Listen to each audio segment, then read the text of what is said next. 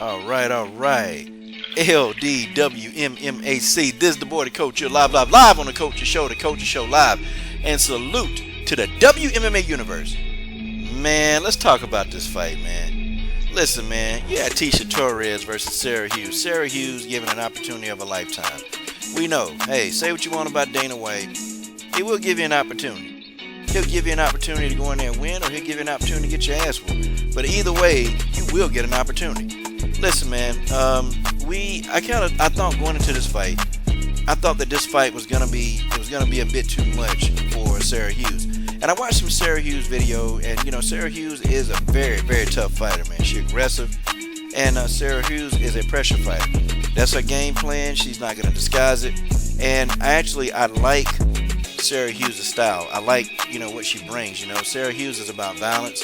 She's about blood and guts, and that's, from time to time, I do like to see fights like that. Sarah Hughes put the pressure on Tecia Torres early, and I started thinking, okay, well, maybe this bout is going to be more competitive than what I thought it'd be. Man, she stayed in Tecia Torres' grill, stayed in her grill. Sarah Hughes did a very good job of getting on the inside of Tecia Torres and landing her strikes.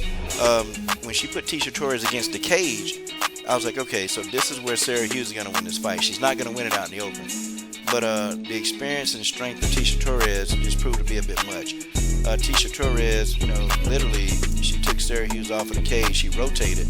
She got back to the center of the octagon, and she started really lighting Sarah Hughes up. I mean, it was pretty much, she's whooping her ass. Okay, I'm just gonna be honest with that. Sarah Hughes was eating shots, man. Like Tecia Torres did like a body kick, then she hit her with a Superman punch, and then she came back and just started punching her. And so Sarah Hughes started backing up against the cage. I said, oh, man, no.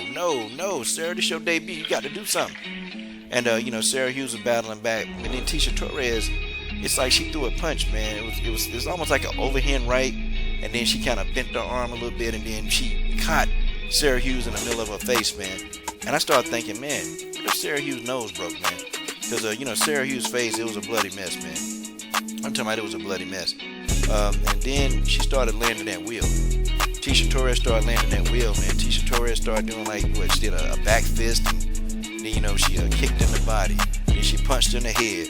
And I'm like, oh, man, this ass is turning real now. I mean, she whooping Sarah Hughes like Sarah Hughes done took some money from her.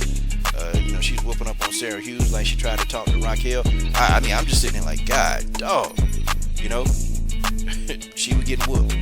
But I give it to Sarah Hughes, man. She a tough girl, man. After round one, Tecia Torres completely dominated the round.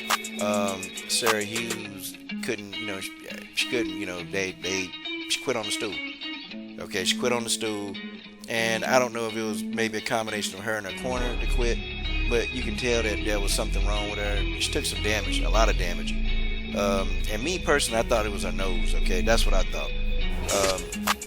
But Tecia Torres just went, Tecia Torres did what Tecia Torres was supposed to do. She was supposed to come in there. She was supposed to dominate this girl, and pretty much that's what she did. It's crazy. Sarah Hughes, she gets an opportunity, to fight, a top 5 opponent? I mean, she gets an opportunity to do that. Like, it's an opportunity of a lifetime. But unfortunately for Sarah Hughes, the opportunity really didn't pan out the way she wanted. I think Sarah Hughes will have success, though. I don't think, she's ready for those top fighters yet, man. And I think, trying to fight Tecia Torres was a very tall order, man.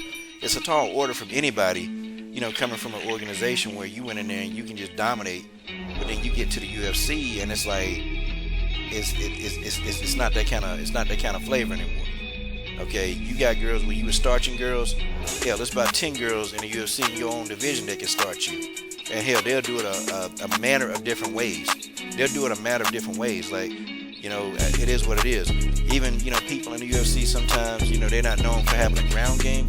But then you bring somebody up to the UFC and their ground game is not good as the ground game of the person in the UFC that don't have quite the ground game.